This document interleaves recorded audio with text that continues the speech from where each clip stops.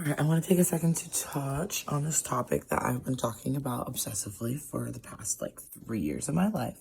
Some of you may understand, you may have been there, you may have experienced it. Some of you maybe don't know what the hell it is I'm talking about, and so this won't apply to you. But if you are trying to manifest a divine union, a divine partnership, or something along those lines, the best piece of advice that I have for you is to not go out seeking this person, because that is not going to be your divine partner. If you're out there desperately searching for the one, you're not going to find them that way. You will most likely find yourself in situations that backfire, in troublesome places, or just repeating patterns that you don't want to repeat. And so these people will come into your life seemingly appearing out of nowhere. God sends you a person, or the universe, or whatever you want to call it, sends you this person and will plant them into your life to collapse a timeline that you are on.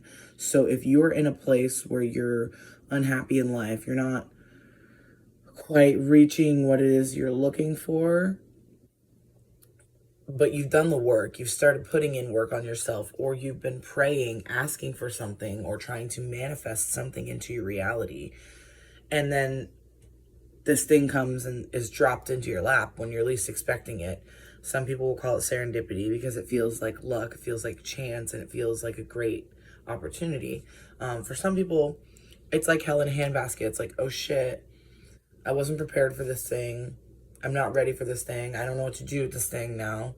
And, oftentimes that's the catalyst for your growth, is you being pushed into this space where you're like, okay, now I have to start thinking different and moving different, because this thing that I wanted has presented itself maybe sooner than I was prepared for it, or, at a time in my life when it seems complicated to pursue.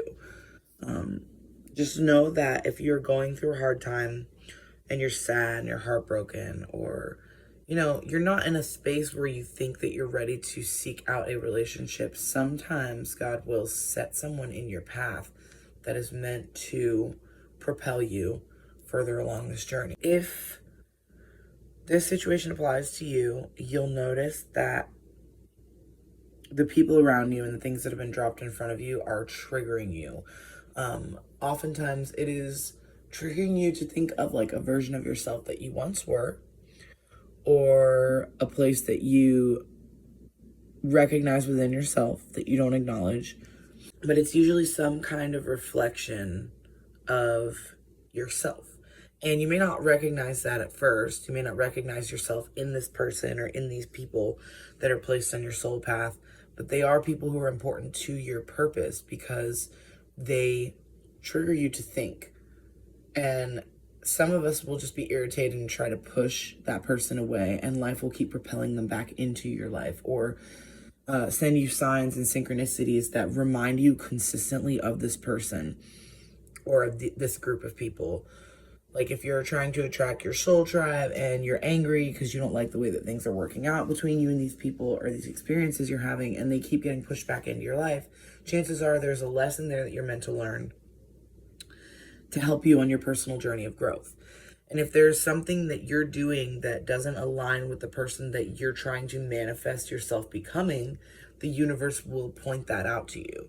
The universe will either send you a gratuitous picture of yourself through somebody else, or a divine reflection, or whatever you want to call it, which sometimes can feel like a cursed reflection because you're triggered and you don't know why this person's triggering you. And then when you start to unpack what's triggering you about this person, a lot of times it's that they remind you of yourself, or of a toxic trait that you try to hide.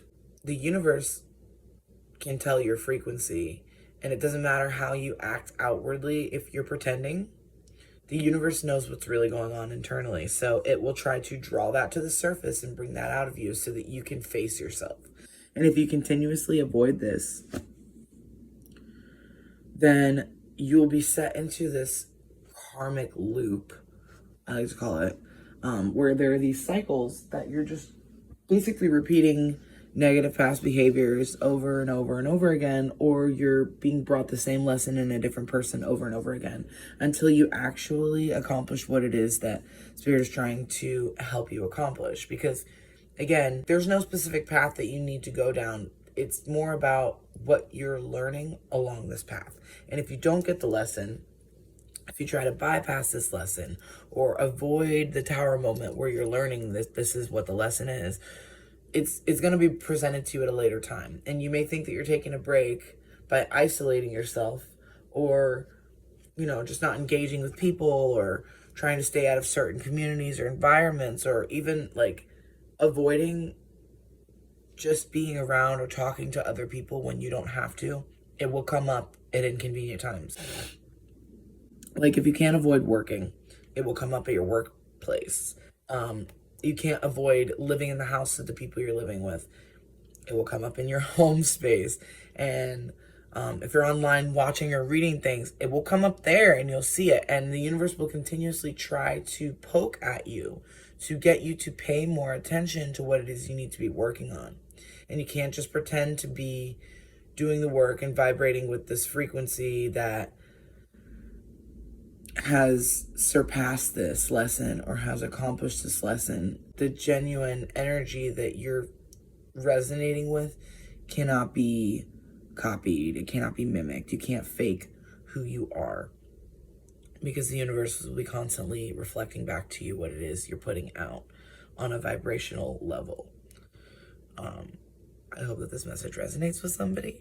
I love you guys. I know I talk about this a lot, but I feel like it's important because more people are waking up to this. And my goal in speaking on this issue is just to help people recognize where they need to do the work within themselves so that they can attract healthy love and healthy partnerships and healthy friendships, and to remember that your vibe attracts your tribe. So if you don't like what you're surrounded by, try to go within and look at what's going on within that you haven't addressed, because you will start to see big changes in the people and things that you're attracting into your life once you start actually resonating with the frequency that you're wanting to attract. It's like they say, be the change that you want to see in the world. You have to actually go out and do that work. You can't just be like, online, I present as this person, or when I go out in public, I'm always really nice to people. It's really important that you're nice to yourself and that you're honest with yourself. And, at this point, it's redundant for me to keep saying the same things over and over again, but I just really want to drive that home that, people are placed on your path for a purpose. And if they're not somebody that you went out looking for and the universe has just placed them in your life, before rushing away from this person, try and think what it is that the universe is trying to teach you through this person, or how this experience can help you. Be patient, be humble, be kind, press rewind, whatever. I love you guys. I hope this message helps somebody, and I hope they have a blessed day, and for the good of all and to the harm of none. I wish you luck on reaching your highest timeline and accomplishing all of your goals. I love you guys. Thanks for watching.